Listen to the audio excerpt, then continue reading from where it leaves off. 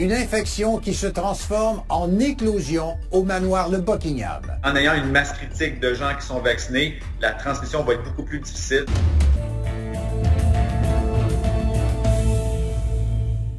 Après plusieurs semaines de répit dans les milieux de vie pour aînés, la 4e vague s'abat sur une première résidence privée dans la région. L'infection confirmée la semaine dernière au manoir Le Buckingham s'est finalement transformée en éclosion. Louis-Charles, on parle maintenant de 4 cas confirmés. 4 personnes infectées sont présentement en isolement, en plus de 2 autres qui présentent des symptômes s'apparentant au virus. Le manoir Le Buckingham, situé sur la rue Georges, où je me trouve présentement, confirme qu'il s'agit de 6 résidents doublement vaccinés.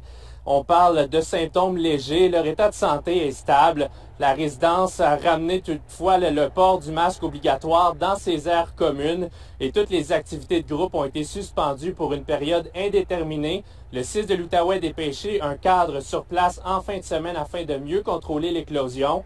Un aide de service a été ajouté pour chaque quart de travail ainsi qu'une ressource pour effectuer des tests d'ajustement de masque N95 pour le personnel concerné. Le CISO et le manoir Le Buckingham ont refusé notre demande d'entrevue à la caméra, mais je vous propose d'entendre l'avis du microbiologiste Patrick Filion.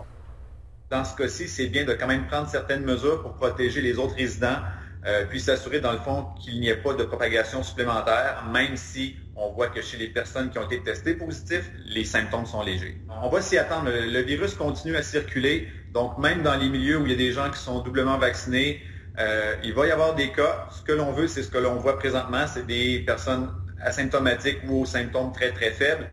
La santé publique indique que les contacts à risque ont été identifiés et qu'un dépistage leur a été recommandé.